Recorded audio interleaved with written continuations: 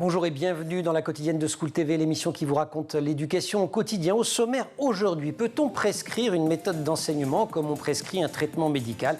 C'est une des questions que pose le livre Les données probantes et l'éducation. Il est co-dirigé par Siam Schker. Elle est l'invitée du Grand Oral. L'anti-sèche d'Emma Guessel. L'anti-sèche, vous le savez, c'est la façon dont l'actualité résonne dans les programmes. Une actu qu'Emma ne pouvait pas manquer, l'exposition Harry Potter à la porte de Versailles à Paris. Coup de chance pour elle, le sorcier à lunettes est entré de plein pied dans les programmes scolaires. L'heure de la récré, toujours avec Emma, les cheveux de Beethoven vous révéleront tous leurs secrets. Beethoven, pas le chien, pourtant c'est Emma, mais le compositeur. Et puis comme tous les vendredis, on poussera à la porte de la librairie de Célie Luton avec des conseils de lecture passionnants pour les enfants et les adolescents. La quotidienne de School TV, c'est maintenant, c'est parti, Grand Oral. L'idée semble frapper au coin du bon sens. Si certaines méthodes d'enseignement sont plus efficaces, eh bien, il convient de les étendre à tous les élèves. Le hic, c'est qu'à peu près chaque terme de la phrase que je viens de prononcer est hautement problématique. Et c'est ce qu'on va voir à l'occasion de la parution aux éditions de Book du livre Les données probantes et l'éducation. Il a été co-coordonné par Siam Schker, qui est notre invité. On est ravis de vous accueillir. Bonjour. Merci pour l'invitation. Vous venez de l'économie de la santé. Si je le précise, c'est que ce n'est pas un hasard sur les questions qui vont nous occuper. En effet, puisque dans le champ de l'économie de la santé, en tout cas appliqué dans un organisme de santé, nous nous intéressons particulièrement aux méthodologies qui vont permettre de mettre en avant et en exergue des probabilités, des données probantes que nous aurons l'occasion d'aborder aujourd'hui. Ouais, c'est ce qu'on appelle l'evidence-based medicine en bon français, c'est-à-dire la médecine fondée sur les preuves. Et ces preuves, c'est en gros des séries statistiques, pour le dire de manière très simple. Oui, voilà, c'est ça. C'est dans un contexte de recherche. On va collecter un certain nombre de données et à partir de ces données, on va montrer une corrélation positive, négative, voire une absence de corrélation qui permettra de généraliser un traitement médicamenteux, une stratégie de santé. C'est ce qui fait qu'on va voir le docteur, il nous dit ou pas de prendre tel ou tel médicament. Exactement. Et qu'on fait tel pronostic thérapeutique quand on va à l'hôpital. Mais un élève, c'est pas un patient, un prof, c'est pas un médecin et un manuel scolaire ou une appli, puisque maintenant on apprend aussi comme ça, ce ne sont pas des molécules qui composent un médicament. Et c'est là où l'usage de ce qu'on appelle, on dit aussi les data, enfin toutes ces données de recherche en éducation, c'est très différent de ce qu'on a en médecine. En effet, l'objet de ces données probantes, c'est de fragmenter, d'objectiver des variables qu'on va mettre en avant. Et la question se pose justement de la transposition de cette méthodologie dans le champ de l'éducation, puisqu'on s'intéresse à un individu complexe qui évolue dans un écosystème, un environnement. Mais pour autant, cette méthodologie a sa place. Et elle permet d'apporter des éclairages, puisque c'est un petit peu dans ce sens désormais que l'on qualifie ces fameuses données, vers une approche plus d'information donnée dans un contexte global d'éclairages qui vont être intéressants dans leur globalité. Alors dans tout cet entretien, je spoil un petit peu l'histoire, mais on va être dans ce point d'équilibre entre un monde obscurantiste dans lequel on n'utiliserait pas du tout les données, et ça c'est évidemment tout à fait absurde, mais un monde dans lequel les données décideraient absolument tout politiquement, et c'est tout aussi absurde, on va voir pourquoi. Je vais reprendre ma phrase idiote du début, j'ai parlé d'efficacité de méthode, mais déjà, pour mesurer une efficacité, il faut être d'accord sur l'objectif d'un apprentissage. Exactement. Et ça, c'est pas évident. Et ça, c'est pas évident, puisqu'en effet, quand on va mettre en place un protocole d'évaluation d'une pratique, quelles sont les hypothèses qui sont derrière en fait cette méthodologie? Et c'est ce qu'il faut questionner. Et les résultats que l'on obtiendra dépendront justement des hypothèses que l'on va émettre. Donc, c'est difficile de considérer un résultat sans l'associer aux hypothèses initiales de ce travail de recherche. Et si j'amène ça sur des sujets très communs pour tout le monde, par exemple, savoir lire, qu'est-ce que ça veut dire savoir lire? Il y a 1001 définitions qui peuvent être données de ce que c'est que savoir lire. Savoir écrire, c'est la même chose.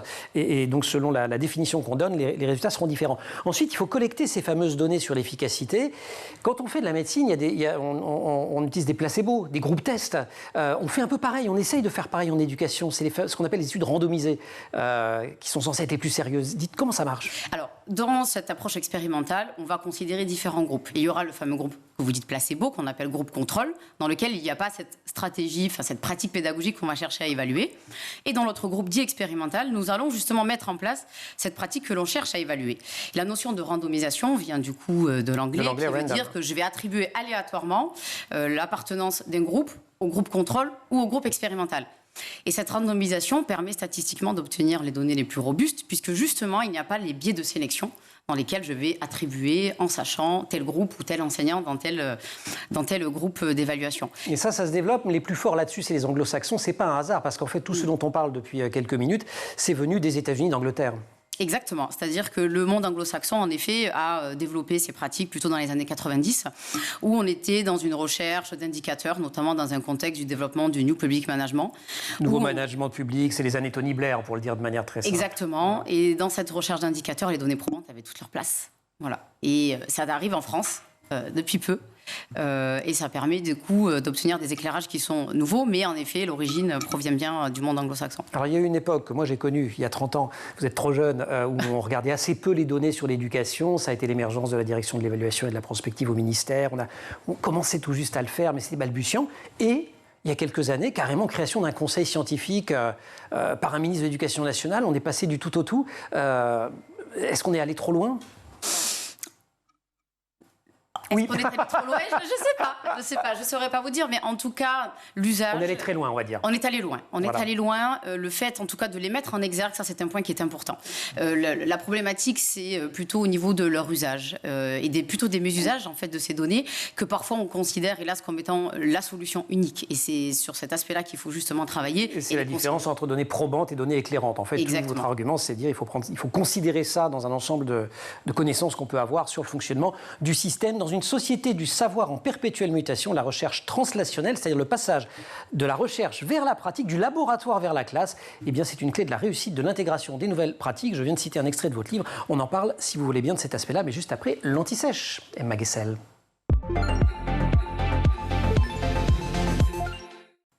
Emma, bonjour. Bonjour Emmanuel. Il paraît qu'il y a une expo Harry Potter. Il paraît. C'est dingue. Et ça ne vous a pas échappé? Eh bien non. Totalement fou. Expo à la porte de Versailles, à Paris. Les péripéties du jeune sorcier qui ont séduit des millions d'enfants en plus d'Emma. Et les programmes scolaires, évidemment, ne sont pas passés à côté. Vous l'avez aimé cette expo déjà? J'ai adoré. Franchement, l'expo est géniale. Si vous aviez encore des doutes, si vous vous demandez si ça valait le coup, n'ayez plus de doutes. Allez-y, c'est vraiment top. Pour avoir fait un nombre d'événements assez conséquents en lien avec Harry Potter, cette expo est de loin celle qui vous fera vivre une expérience des plus magiques. Déjà parce que tout est fait pour que l'expérience soit personnalisée. C'est vous le héros de l'expo. Donc quand on arrive... J'ai toujours été héros de Harry Potter. D'accord, ouais. C'est pas nouveau. Mais là, en tout cas, quand vous arrivez, on vous donne un pass à garder précieusement tout au long de la visite. Et en fait, il faut remplir quelques infos, nom, prénom. On prend une petite photo, regardez. Vous l'avez fait? Bien sûr, je l'ai fait, regardez. Excellent. Je l'ai fait. Et ensuite, on choisit sa maison. D'accord, avec le choix-pot. Exactement. Et qu'est-ce qu'il a choisi le choix-pot pour vous? Gryffondor, évidemment. Franchement, les 3/4 des visiteurs, on a un peu tous envie de faire partie de la même team que Harry, Hermione et Ron. Nous voilà donc embarqués, en tout cas pour ma part, dans la team Gryffondor. Et tout au long de l'expo, on nous propose des expériences qui font gagner des points à notre maison. Mais comme dans la série. Dans la série. Ouais, c'est ça. Et alors, la première étape, on arrive dans la salle de la carte du maraudeur. Vous savez, la carte du maraudeur, c'est celle que se procure Harry, dans laquelle on peut voir en fait la situation géographique des personnages qui se trouvent à Poudlard. Et regardez, la magie opère direct puisque notre nom apparaît sur la carte. Donc franchement, mon âme d'ado était en folie totale. Pas mal. Mais alors, vous arrivez en quelle année à Poudlard? Il y a un moment précis où vous arrivez? Non, on arrive juste à Poudlard. D'accord. Voilà. Et alors ensuite, c'est là que justement apparaît Poudlard, avec cette très jolie maquette qu'auraient pu faire des collégiens d'ailleurs. Et j'exagère à peine, puisque j'ai trouvé dans les manuels de maths de 3e et 4e des exercices où on propose aux élèves de construire leur propre maquette de Poudlard. C'est entré dans les programmes en 2016. J'avais déjà le bac depuis longtemps, mais je pense que mon niveau de maths aurait été amélioré avec ça, si j'avais pu faire des maquettes de Poudlard. Un excellent niveau en maths, vous auriez fait Polytechnique. Une fois arrivé à Poudlard, on vous fait vivre au rythme de ce qui se passe dans le château. Mais oui, on passe par exemple devant la grosse dame pour entrer chez Gryffondor, on choisit sa baguette magique, on croise des dragons et on est heureux de ne pas avoir à les combattre, contrairement à Harry. Le dragon d'ailleurs, autre figure qu'on étudie en cours de français en 6e, puisqu'on apprend les différentes images du monstre en littérature. Et là encore, on fait appel à Harry Potter, parce que ça parle tout de suite aux enfants. Vous avez fait de l'archéologie ou vraiment c'est facile de trouver Harry Potter dans les programmes scolaires? C'est hyper facile. Il y en a plein. Il y en a vraiment génial. partout. Je ne pensais pas que je trouverais autant de références. Alors là où on en parle le plus, bien sûr, c'est en cours d'anglais.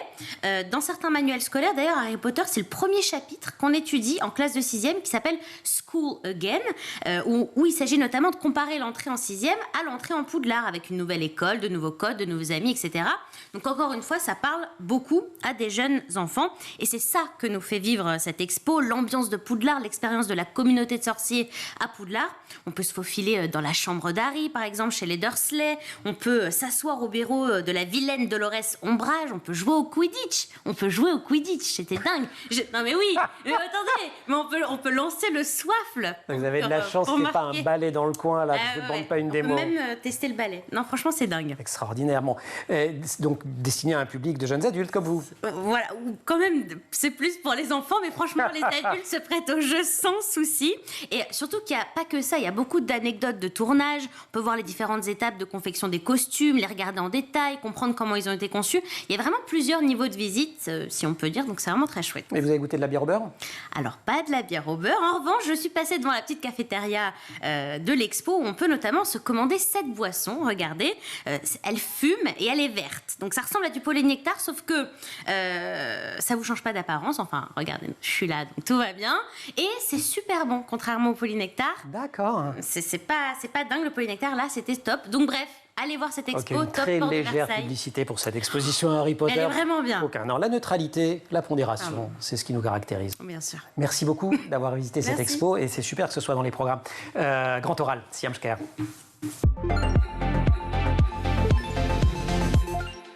Siam Shker, qui est doctorante en sciences de l'éducation, économiste de la santé, invitée du Grand Oral pour ce livre, Les données probantes et l'éducation, qui vient de sortir chez Debout et qu'elle a dirigé avec Sylvain Vagnon. Il faudra évaluer un jour l'effet d'Harry Potter. C'est ça, oui, en effet. Petites données probantes. Je vais reprendre la phrase que je prononçais en tout début d'émission. Je disais, si certaines méthodes d'enseignement sont plus efficaces, il convient de les étendre à tous les élèves. On a vu que déterminer l'efficacité, c'était compliqué, mais étendre, ça n'est pas moins compliqué. Et c'est toute la question de comment on passe du laboratoire à la classe. En effet, les éléments qu'on va mettre en avant dans le cadre de l'expérimentation, ce qu'on qualifie de données de laboratoire, sont assez contrôlés. C'est-à-dire qu'il y a ce protocole qui se déroule, qui se développe, et se pose ensuite la question de l'implémentation à plus large échelle. Aujourd'hui, les données de littérature sont assez probantes, pour le coup, sur le sujet, puisqu'elles montrent que c'est pas aussi facile, le passage justement du labo à la classe. Et alors pourquoi? Question de formation des enseignants? Question d'incarnation de la pratique pédagogique par les enseignants, question de reproduction des données qu'on a pu collecter et évaluer dans un contexte en effet de laboratoire. Et on a de plus en plus des données, des éléments qui mettent en avant le contexte d'implémentation qui doit accompagner en effet ce qu'on a réussi à démontrer en laboratoire, pour autant que les données soient probantes. Mais est-ce que toutes ces recherches qui produisent des données probantes ou éclairantes, en tout cas vraiment des informations précieuses sur ce qui fonctionne ou ce qui fonctionne un petit peu moins, est-ce que dans la formation des enseignants au moins, c'est suffisamment transmis? J'ai la réponse en vous posant la question, je l'ai lu dans le livre, mais il faut y aller là. Oui, c'est ça. Hélas, pas encore. Voilà.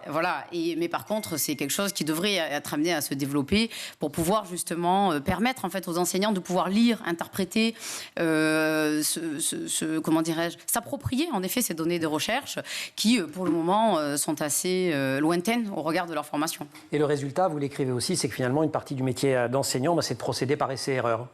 Exactement. Alors qu'on pourrait s'épargner la phase erreur. C'est ça, exactement. Je teste ce qui fonctionne et puis je m'adapte en fonction des résultats que j'obtiens. Il y a des méthodes dont on témoigne régulièrement dans cette émission, notamment dans la chronique de Marie-Olivier, qu'on dit innovantes. En fait, elle nous raconte bien souvent que c'est des méthodes innovantes d'il y a un siècle, mais enfin bref. Vous écrivez dans le livre que, sous l'impulsion des pédagogies nouvelles, tout ce domaine de la collecte des données, de ce qui marche, est soumis à un flot ininterrompu d'innovations qui se succèdent inlassablement, en raison principalement de l'effet de balancier engendré par leur inefficacité. En fait, on passe notre temps à essayer de réinventer la roue. Exactement, à évaluer des pratiques, et puis elles reviennent par la suite, puisqu'on les met en place, et des éléments, en effet, de non-efficacité sont mis en avant, et puis on va les retester dans un autre contexte. Et quelque chose où il y a Steve Bissonnette signe, des artistes, un chercheur québécois. Oui. Moi, j'avais souvent l'impression que le Québec, ils avaient quelques années d'avance sur nous quand ils mettaient en œuvre des réformes en matière d'éducation. Et au moment où nous-mêmes, on met en place la même réforme, eux sont déjà en train d'en revenir. Mais on fait comme si de rien n'était, nous. Chaque pays a sa propre expérience. Et en effet, on gagnerait à tirer profit des expériences des autres. Exactement. Bon. Et en tout cas, c'est aussi ce qui est intéressant, c'est une façon de dire qu'il y a une approche très internationale, évidemment, dans votre travail. Pour autant, donc compliqué de passer du laboratoire à la classe, mais dites-vous, vous parlez du contexte soi-disant unique de chaque situation d'enseignement. Ce que vous voulez dire par là, c'est qu'il n'est pas si unique que ça. Au fond, on peut reproduire des choses quand même. Exactement. C'est-à-dire que le propre des données probantes, c'est d'essayer de reproduire certaines tendances, certaines spécificités, mais de là à pouvoir reproduire un contexte unique et à le généraliser, la conclusion est quand même lointaine. Donc on va retrouver en effet des tendances, des éléments qui vont se reproduire de façon générale, mais de là à reproduire un protocole tel qu'il a été évalué et qu'il a permis d'obtenir certaines réponses dans un contexte spécifique, bon, on a un avis plutôt réservé. Ouais. Et il ne faut pas non plus leur prêter trop de puissance à ces résultats de recherche. Vous parlez notamment de la lutte contre les inégalités sociales. Un certain nombre de déterminismes qui existent. La pédagogie reste moins forte. Souvent que c'est déterministe. Donc, oui, c'est en effet un point qu'il faut mettre en avant, c'est-à-dire les considérer comme étant le résultat unique, eh bien, risqueraient en effet, lors de leur application, de ne pas obtenir les résultats que nous avions obtenus en contexte de laboratoire. Et je pense qu'il faudrait mieux les considérer comme faisant partie d'un tout et qu'elles soient éclairées d'autres approches et d'autres méthodologies, de sorte de pouvoir vraiment utiliser ces résultats à leur bon escient. Et de manière utile. L'idée même d'évaluer et de mesurer un système éducatif pose la question de l'école que nous souhaitons et de la société que nous voulons. Autre citation extraite de votre ouvrage. Le sujet est très très politique. On va en parler juste après la récré. Emma. Emma, rebonjour. Rebonjour Emmanuel. Quand j'ai su que vous alliez parler de Beethoven, je me suis dit à tous les coups c'est le chien, parce que vous avez une toute petite passion pour... Et non, c'est Ludwig van. J'ai fait exactement la même blague que vous. C'est pas vrai. J'aurais pu vous parler de Beethoven, le chien, parce que vous connaissez mon amour. Ah, c'est pas vrai. Mais excellent, bien sûr, vous faites des blagues très très drôles, Emma, je tenais à vous le dire. Merci vous avez un sens beaucoup. de l'humour On très a le développé. même humour, Emmanuel. Bon, donc je veux vous parler du compositeur Beethoven, parce que figurez-vous qu'une équipe internationale de scientifiques vient de réaliser des analyses ADN à partir de mèches de ses cheveux, ce qui nous a permis d'en savoir plus sur lui. C'est ce que nous apprend le magazine Cosinus, le magazine des maths et des sciences pour les ados. Il y a un article là-dessus, mais alors pourquoi on a fait ce genre de recherche sur les cheveux de Beethoven? Alors, en fait, c'était un souhait. Lui le voulait, et dans une lettre adressée à ses frères en 1802, il demande à ce que sa surdité soit étudiée, puisque vous savez que Beethoven était sourd, et il a été sourd très tôt, jeune, voilà, dès la vingtaine. Et donc les scientifiques ont voulu respecter ce souhait. Ils ont récolté 8 mèches de cheveux censées avoir appartenu au compositeur pour les analyser et les comparer. Et ce travail a quand même mis 10 ans à être réalisé. Mais là, on a le résultat. On a les résultats. Alors déjà, 3 des 8 mèches n'appartenaient pas à Beethoven. Donc voilà, déjà, ça complique un petit peu les choses, ça a rallongé le processus. Ça appartenait à Mozart, ça fait... Enfin, bon. Et non, à une dame. Ah d'accord. À une femme, voilà. Et malheureusement, rien n'a été trouvé sur la surdité pour expliquer d'où elle pouvait venir. En revanche, rien qu'à partir d'une toute fine mèche de cheveux, les scientifiques ont pu trouver des gènes qui prédisposaient Beethoven à des maladies du foie. Or, il est mort d'une maladie du foie, puisque c'était un grand consommateur d'alcool. Voilà, on ne dira rien. Ils ont même découvert qu'il y avait eu un enfant illégitime dans son arbre généalogique grâce à son ADN. Bref, c'est pas la récré la plus marrante de la Terre, mais j'ai trouvé que cet article de Cosinus... Elle est sympa, elle est bonne cliente parce qu'elle se marre. Siam, le concept, c'est quand même que c'est censé être drôle, la récré. Oui, voilà. Non, mais j'ai trouvé ça passionnant quand même, de voir qu'une Le type était alcoolique, on en sait à peine plus, sa surdité, on n'a toujours pas compris. Non, mais trouver quelque chose par rapport à une toute petite mèche de cheveux... C'est dingue, ça. C'est dingue. Merci. Voilà. Emma, merci beaucoup. Et on lit Beethoven, quand même. Puis Beethoven, quand même. C'est un concours où je l'ai fait. C'est gentil, ça. On lit Cosinus. Cosinus, le magazine. Comment définir une espèce? L'avis de 4 scientifiques, c'est le dossier du mois. de une. Du juin. Et on aime de beaucoup... juin. De juin. Tout va bien. Ça va Ou Tout va bien. D'accord. Moi, c'est pas l'alcool. Allez, grand oral.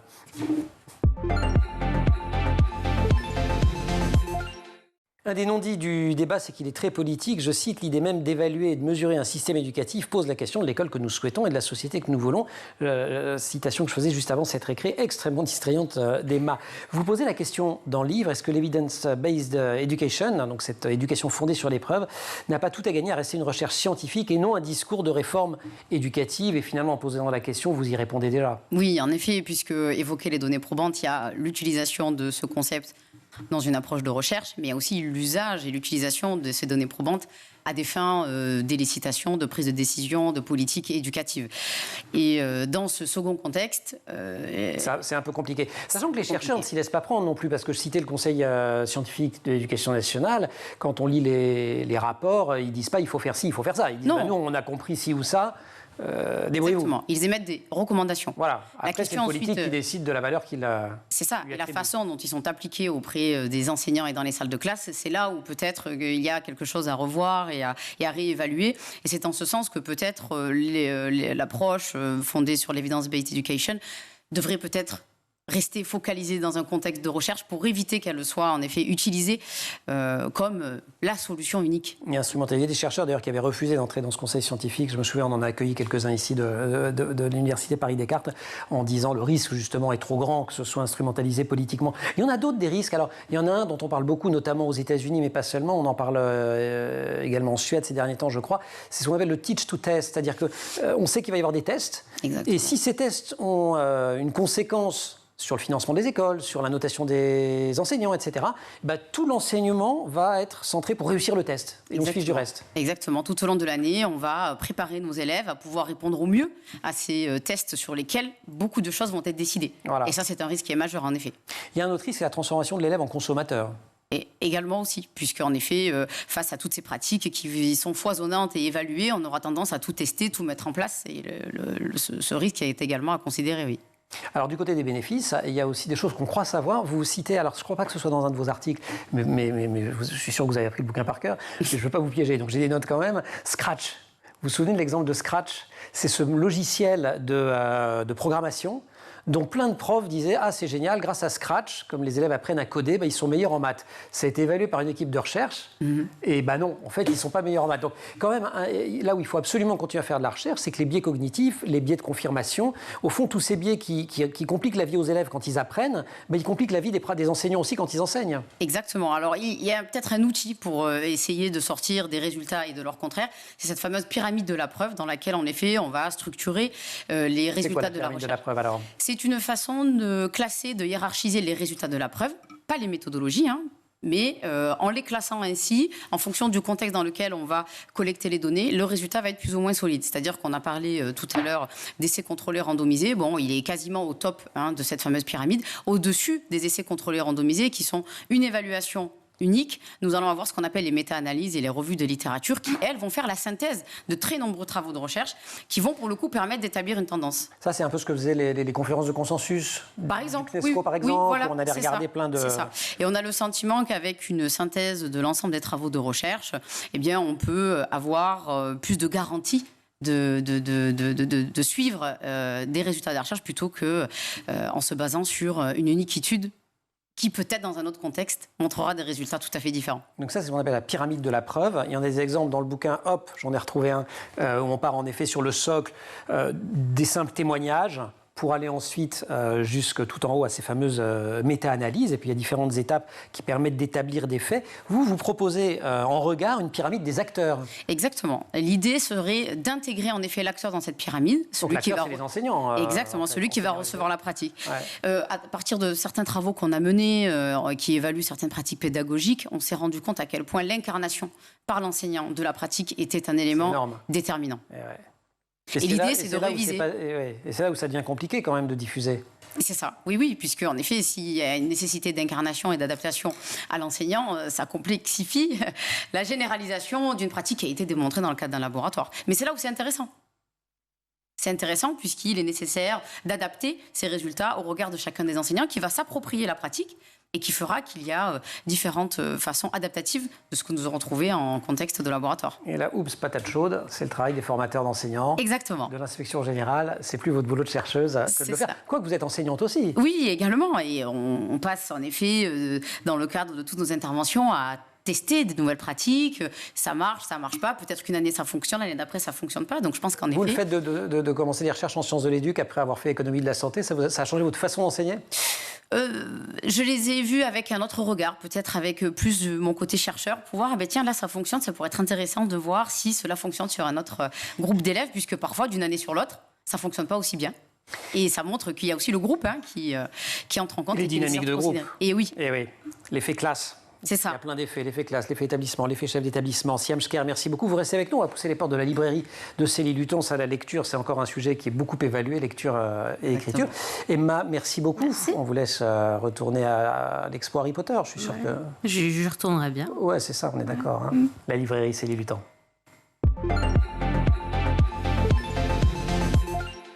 Et comme tous les vendredis, on pousse les portes de la librairie. Et derrière ces portes, il y a Célie. Célie, bonjour. Bonjour Emmanuel. Comment ça va? Ça va bien et vous? Je suis contente. Mais ça va très bien. Célie, libraire et chroniqueuse de cette émission. Exactement. Pour des conseils de lecture, comme toujours, extrêmement avisés. Il y a un thème fil conducteur aujourd'hui. Oui, voilà, dernière ligne droite avant les vacances scolaires. Et ben, on va s'évader un petit peu, comme si on était en week-end. Premier week-end à Paris. Exactement, à partir de 3 ans. Et on prépare le voyage à Londres. Exactement, il est bilingue, c'est rare d'avoir. Des livres sur Paris, il y en a beaucoup. Des livres pour les petits, il y en a peu. Des livres bilingues, bah, moi j'ai trouvé que celui-ci. Génial. Bilingue. Et donc, c'est quoi? C'est une balade poétique? Un petit cherche et trouve, très poétique. Pour les petits, vous cherchez sur chaque double page 8 objets ou personnels. Et en dessous, vous avez la traduction. Voilà. Excellent. Adorable. Chercher une bouche de métro, ça se dit? I don't know. Oh, a subway entrance. Non, je suis... Un pompier sur la Seine? je suis au tout début. On est dans un... A firefighter. 3 ans. Non, c'est tout Excellent. Et on va au musée du Louvre. au musée du Louvre. Non, ce que j'aime bien, c'est vraiment la balade par thématique à chaque fois. On va avoir Bastille, on va se balader, mais surtout, voilà, on va à l'extérieur. Signé Amélie Lafetteur. Beaucoup de charme hein, dans ces dessins. Oui, oui, oui. Vous aimez beaucoup, vous? Oui, j'aime beaucoup. C'est pas la première fois qu'on en discute. Ah, on est d'accord. C'est chez Grund. Vanessa Ponté, Pulp Fiction, sur les traces du fabuleux trésor d'Aquitaine. Oui, alors c'est le 2e roman de Vanessa Pontet dans cette petite collection qui reprend 2 héros donc d'une dizaine d'années, Faustine et Mayol. Le papa de Faustine est réalisateur pour des séries historiques. L'année dernière, je vous avais amené en Bretagne. Oui.